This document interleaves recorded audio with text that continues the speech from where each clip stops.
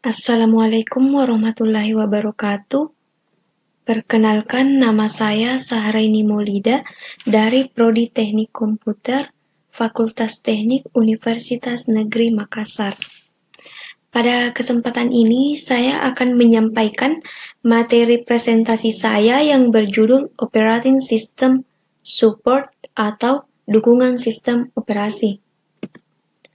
Nah, di sini ada beberapa agenda yang akan saya bahas. Yang pertama itu ada pengantar, yang kedua ada lapisan sistem operasi, yang ketiga ada proteksi atau perlindungan, yang keempat ada proses dan thread, yang kelima ada komunikasi dan pemanggilan, yang keenam ada arsitektur sistem operasi, dan yang terakhir virtualisasi di tingkat sistem operasi.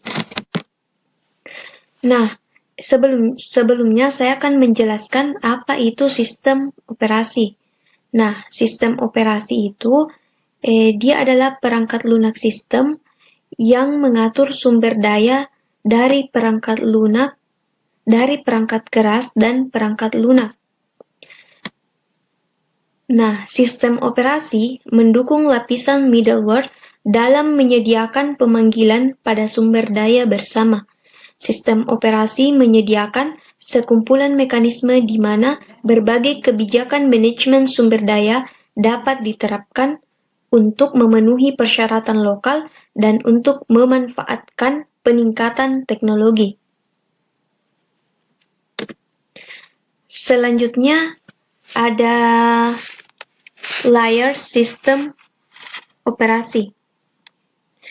Pada gambar di samping menunjukkan bagaimana lapisan sistem operasi 1 dan sistem operasi 2 yang mendukung lapisan middleware dalam menyediakan infrastruktur terdistribusi untuk aplikasi layanan. Selanjutnya ada komponen yang mengelola sumber daya dan menyajikan klien antarmuka ke sumber daya yang disebut dengan kernel dan proses server. Ya, karena itu dibutuhkan yang pertama ada enkapsulasi. Dibutuhkan enkapsulasi. Enkapsulasi itu dia menyediakan suatu antarmuka layanan yang bermanfaat untuk dihubungkan ke sumber daya. Yang kedua itu ada protection. Protection ini sumber daya memerlukan perlindungan dari akses yang ilegal atau akses yang tidak sah. Yang ketiga itu ada pemrosesan bersamaan, yaitu ketika klien memungkinkan menggunakan sumber daya dan mengaksesnya secara bersamaan.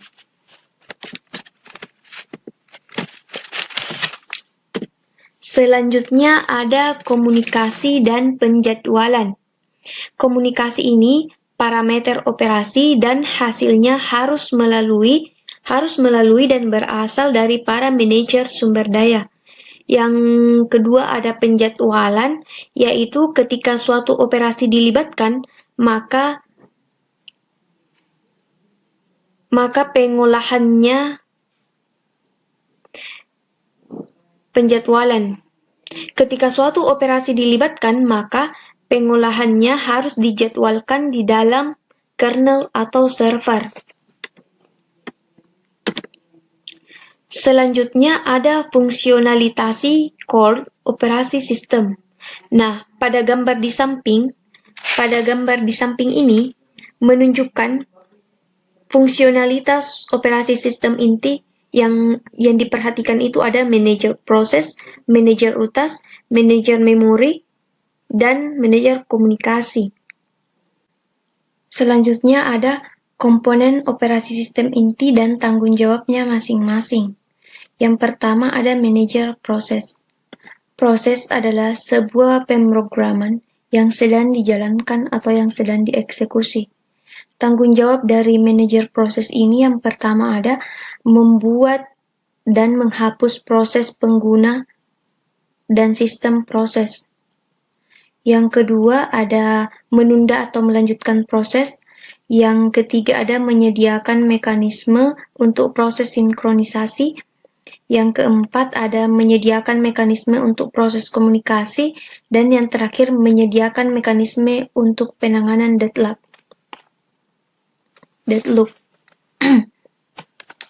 Yang kedua ada manajer utas, dia menciptakan thread, sinkronisasi, dan penjadwalan. Thread itu sendiri adalah suatu aktivitas yang dapat dijadwalkan yang kemudian dilampirkan ke proses. Yang ketiga itu ada manajer komunikasi.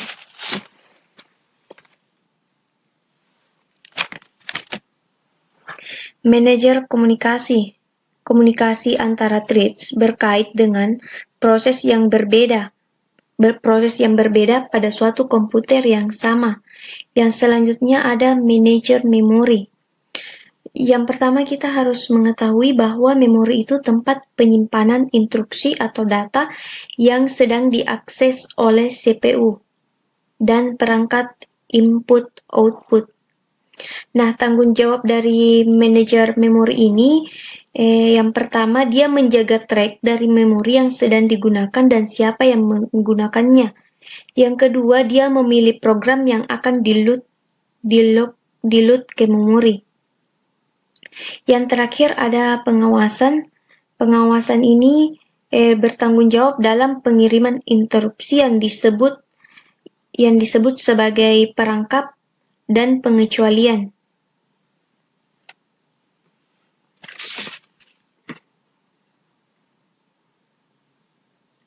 Yang ketiga ada proteksi atau perlindungan. Sumber daya pada sistem operasi membutuhkan perlindungan dari akses yang tidak sah. Namun, ancaman sistem tidak hanya datang dari kode yang dibuat. Misalnya, saya memberikan contoh yang sederhana. Misalnya, Ani memiliki sebuah file, dan ia memiliki hak baca dan hak tulis pada file tersebut. Sedangkan Andi hanya memiliki hak baca. Nah, ketika Andi dapat melakukan operasi tulis, maka ia termasuk hak akses yang tidak sah atau ilegal.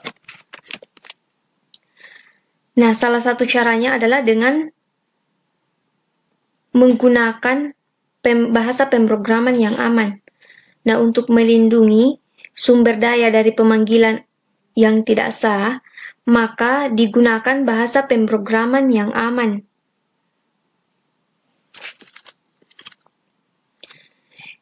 Kami dapat juga menggunakan dukungan perangkat keras untuk melindungi modul satu sama lain pada tingkat pemanggilan individu, yaitu kernel. Kernel adalah bagian utama dari sebuah sistem operasi komputer.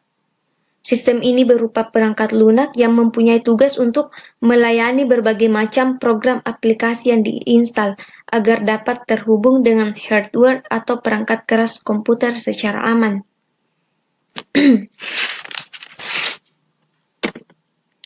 Selanjutnya ada proses dan thread. Suatu proses terdiri dari suatu execution environment atau lingkungan eksekusi bersama-sama dengan satu atau lebih thread. Suatu thread adalah abstraksi sistem operasi dari suatu aktivitas. Execution environment terdiri dari ruang alamat. Yang kedua ada sinkronisasi thread dan komunikasi dan sumber daya komunikasi, misalnya semaphore. Yang ketiga ada sumber daya tingkat yang lebih tinggi seperti window dan open file.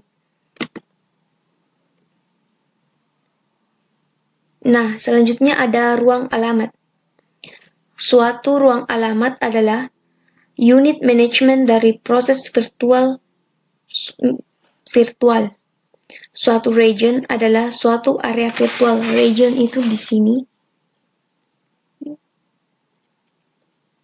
Yang dapat diakses dengan thread yang memiliki proses. Sifat region ini yaitu yang pertama ada lingkupnya, yang kedua ada perizinan membaca atau menulis, mengeksekusi proses. Selanjutnya ada pembentukan proses baru yang dipisahkan menjadi dua independen. Yang pertama itu ada pemilihan host proses.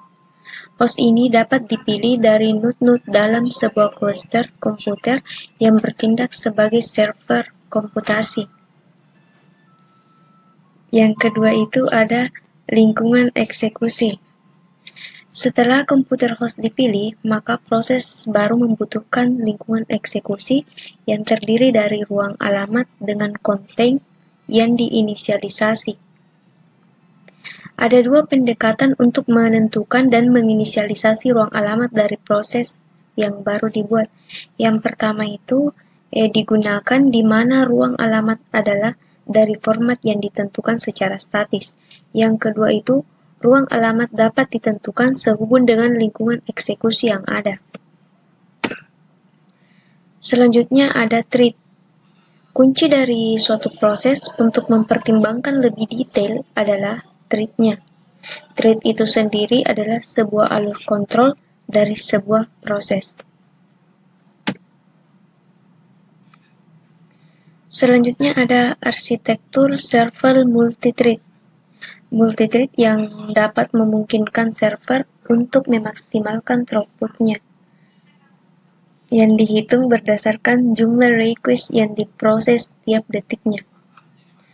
Pada gambar di samping menunjukkan salah satu arsitektur threading yang mungkin, arsitektur kumpulan pekerja dalam bentuk yang paling sederhana. Server membuat kumpulan utas pekerja tetap untuk memproses permintaan saat dimulai. Modul bertanda penerimaan dan antrian pada gambar di samping biasanya diimplementasikan oleh thread input atau output yang menerima permintaan dari kumpulan port yang dapat menempatkan antrian permintaan bersama untuk diambil oleh pekerja.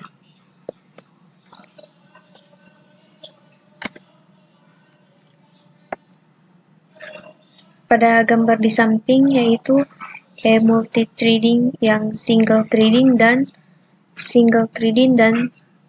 multi-threading.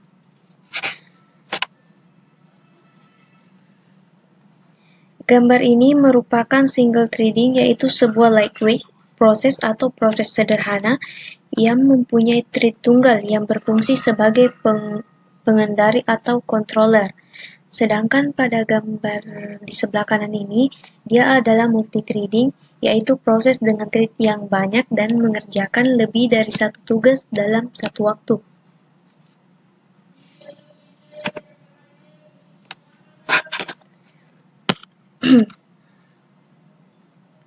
Selanjutnya ada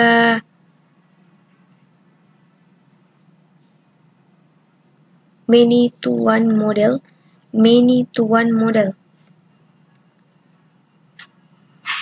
Gambar ini merupakan many-to-one model, yaitu model ini memetakan beberapa thread tingkatan pengguna ke sebuah thread tingkatan kernel. Pengaturan thread ini dilakukan dalam ruang pengguna sehingga efisien. Hanya satu thread pengguna yang dapat mengakses thread kernel pada satu saat. Jadi, multiple thread tidak dapat berjalan secara paralel pada multiprosesor, contohnya Solaris Green. Yang kedua ada one-to-one model. One-to-one model ini dia memetakan setiap thread tingkatan pengguna ke setiap thread. Ia menyediakan lebih banyak konkurensi dibandingkan model many-to-one. Nah, di sini many-to-many model ini multiplex banyak tingkatan pengguna ke thread kernel yang jumlahnya sedikit atau sama dengan tingkatan pengguna. Pada model multithreading ini, dia mengizinkan developer membuat thread sebanyak yang ia mau, tetapi konkurensinya tidak dapat diperoleh, karena hanya satu thread yang dapat dijadwalkan oleh kernel pada suatu waktu. Selanjutnya ada thread programming, yaitu merupakan programan bersamaan. Kebanyakan thread programming ini dilakukan pada bahasa konvensional seperti C yang telah dokumentasi dengan suatu pustaka. Pada gambar di samping ini merupakan contoh dari thread programming. Selanjutnya ada thread synchronization atau sinkronisasi. Sinkronisasi itu adalah suatu proses pengendalian akses dari sumber daya yang terbagi pakai oleh banyak thread. Sedemikian sehingga hanya satu thread yang dapat mengakses sumber daya tertentu pada satu waktu. Contoh dari thread sinkronisasi yaitu di sini ada dua gambar. Pada gambar ini akan mengakses ataupun menggunakan ratio akun dan amount yang sama. Jika thread yang pertama sedang menjalankan tugas pengurangan saldo dan thread kedua melakukan hal yang sama, maka tidak bisa dipungkiri akan ada saatnya balance akun tersebut mengalami kesalahan data. Misalnya saldo saat ini adalah Rp100. Ketika thread A mengambil uang Rp10.000 dan B mengambil uang Rp20.000, maka seharusnya saldo saat ini sisa Rp70.000. Namun, ketika thread A dan B dijalankan bersamaan secara linear, bisa saja saldo yang terpotong hanya salah satunya, akibat balance akun tidak mengambil saldo yang telah terpotong oleh thread lain. Nah, dari contoh di sini, maka fungsi sinkronisasi itu dia mencegah jenis kerusakan data. Jika tidak disinkron, maka dapat mengakibatkan pembacaan yang buruk dan error yang signifikan. Selanjutnya ada thread implementation. Banyak kernel memberikan dukungan asli untuk multi-use proses, termasuk Windows, Linux, Solaris. Kernel ini menyediakan panggilan sistem pembuatan dan manajemen thread, dan mereka menjadwalkan utas individu. Beberapa kernel lain hanya memiliki abstraksi proses utas tunggal. Jika tidak ada dukungan kernel untuk proses multithread yang telah disediakan, maka pengguna akan mengalami beberapa masalah. Yang pertama itu, thread di dalam proses tidak dapat keuntungan dari multiprosesor. Yang kedua, suatu thread yang mengambil kesalahan halaman memblok proses yang ada dan semua thread di dalamnya. Yang ketiga, thread di dalam proses yang berbeda tidak dapat dijadwalkan berdasarkan suatu skema tunggal berdasarkan prioritas. Selanjutnya, di sini terdapat gambar. Gambar A itu menunjukkan bahwa proses memberitahu kernel ketika salah satu dari dua jenis peristiwa terjadi, ketika proses virtual idle dan tidak lagi diperlukan, atau ketika proses virtual tambahan diperlukan. Pada gambar kedua, juga menunjukkan bahwa kernel memberitahu proses ketika salah satu dari empat jenis peristiwa terjadi. Aktivasi penjadwal atau disingkat dengan SA adalah panggilan dari kernel ke suatu proses yang memberitahu penjadwal proses tentang suatu peristiwa. Selanjutnya ada 4 jenis peristiwa yang diberitahukan kernel kepada penjadwal. Yang pertama itu ada proses virtual dialokasikan. Proses virtual dialokasikan, kernel telah menetapkan proses virtual baru untuk proses. Yang kedua itu ada aktivasi penjadwal diblokir. Aktivasi penjadwal telah diblokir di kernel dan kernel menggunakan aktivasi baru untuk memberitahu penjadwal. Yang ketiga, aktivasi penjadwal tidak diblokir. Aktivasi penjadwal yang diblokir di kernel telah dibuka blokirnya dan siap untuk dieksekusi di tingkat pengguna lain. Yang keempat ada aktivasi penjadwal mendahului. Di sini kernel telah menghapus aktivasi yang ditentukan dari proses. Penjadwal menetapkan utas yang dipilih sebelumnya dalam daftar siap dan mengevaluasi ulang alokasi utas.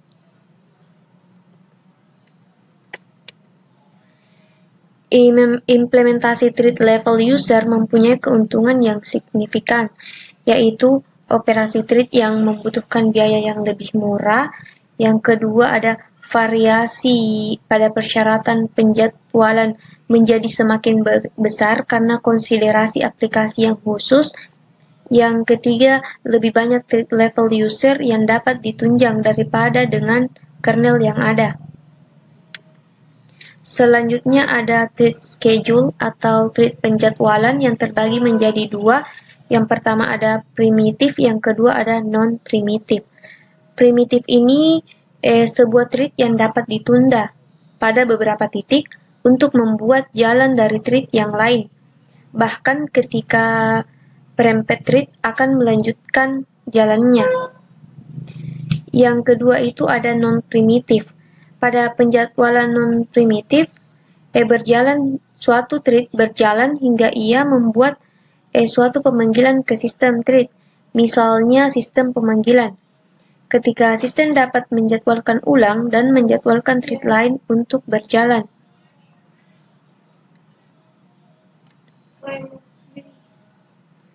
Selanjutnya ada komunikasi dan pemanggilan. Komunikasi pemanggilan. Sebuah pemanggilan asinkronus adalah salah satu yang dilakukan sehubung dengan kebebasan pemanggil. Artinya, itu dibuat dengan pemanggilan non-blocking, yang segera kembali setelah pemanggilan pesan request yang telah diciptakan dan siap untuk dilakukan dispatch. Pada gambar di samping menunjukkan secara skematis penundaan klien terhadap ukuran data yang diminta. Penundaan klien terhadap ukuran data yang diminta. Penundaan kira-kira sebanding dengan ukuran sampai mencapai ambang, sekitar ukuran paket jaringan.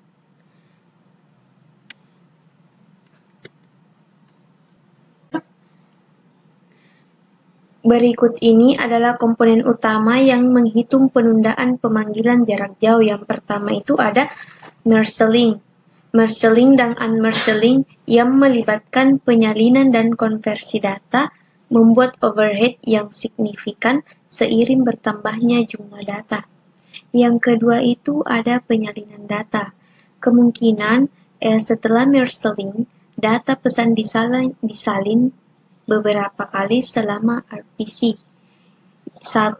Melintasi batas penggunaan kernel antara ruang alamat klien atau server. Yang kedua di setiap lapisan protokol misalnya RPC, UDP, IP, dan Ethernet. Yang ketiga antar muka jaringan dan buffer kernel. Yang ketiga ada inisialisasi paket yang melibatkan header dan trailer protokol termasuk checksum. Oleh karena itu, biayanya proporsional sebagian dengan jumlah data yang dikirim.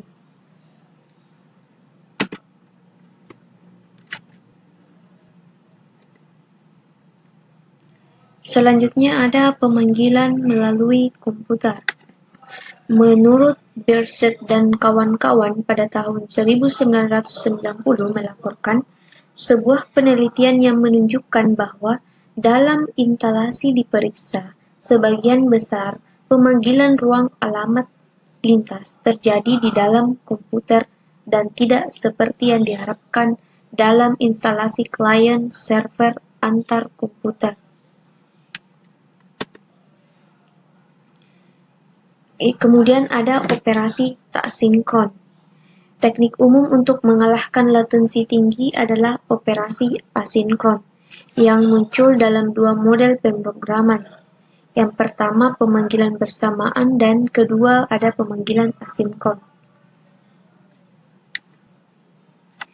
Pemanggilan secara bersama pada gambar di samping menunjukkan manfaat potensial dari pemanggilan interleaving, seperti permintaan HTTP antara klien dan server tunggal pada mesin prosesor tunggal.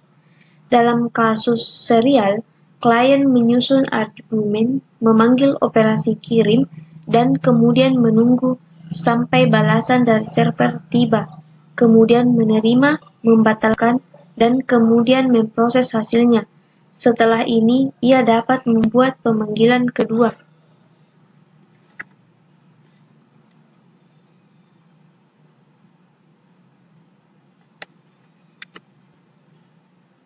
Selanjutnya ada pemanggilan asinkron. Sebuah pemanggilan asinkronus adalah salah satu yang dilakukan sehubungan dengan kebebasan pemanggil.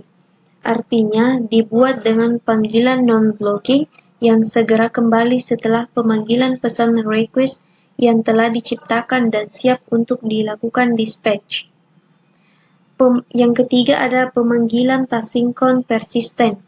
Suatu sistem untuk pemanggilan tak sinkron persisten ini didefinisikan untuk menunjukkan pemanggilan sampai telah diketahui telah berhasil atau gagal, atau sampai aplikasi membatalkan pemanggilan. Yang keenam ada arsitektur sistem operasi. Arsitektur sistem operasi itu ada dua, yaitu monolithic kernel dan microkernel. Sistem terdistribusi yang memungkinkan yaitu jalankan hanya perangkat lunak sistem pada setiap komputer yang diperlukan untuk melaksanakan peran khusus dalam sistem arsitektur perangkat lunak sistem. Persyaratan dapat bervariasi antaranya misalnya asisten pribadi digital dan komputer server. Yang kedua, biarkan perangkat lunak melaksanakan layanan tertentu. Yang ketiga ada memungkinkan untuk lainnya layanan yang sama harus diberikan. Saat ini diperlukan agar sesuai dengan pengguna atau aplikasi yang berbeda. Yang keempat itu ada memperkenalkan layanan baru tanpa merugikan integritas yang sudah ada. Perbedaan dasar dari kernel monolitik dan mikrokernel. Yang pertama itu pada dasarnya dalam layanan mikrokernel, pengguna dan kernel disimpan di ruang alamat yang terpisah. Sedangkan kernel monolitik, layanan pengguna disimpan dalam ruang alamat yang sama. Yang kedua itu ukuran mikrokernel itu berukuran lebih kecil, sedangkan monolitik itu ukurannya lebih besar dari kernel mikro. Perbedaan pada saat eksekusi itu, kalau mikrokernel itu eksekusinya lambat, sedangkan monolitik itu eksekusinya cepat. Selanjutnya dapat diperpanjang. Mikrokernel itu dapat diperpanjang, sedangkan monolitik itu sulit diperluas. Dari segi keamanan itu, jika layanan macet itu berpengaruh pada kerja mikrokernel. Sedangkan layanan macet, seluruh sistem macet di kernel monolitik. Demikianlah presentasi yang sempat saya sampaikan. Semoga bisa bermanfaat bagi kita semua. Jika ada kekurangan dan kesalahan mohon dimaafkan. Assalamualaikum warahmatullahi wabarakatuh.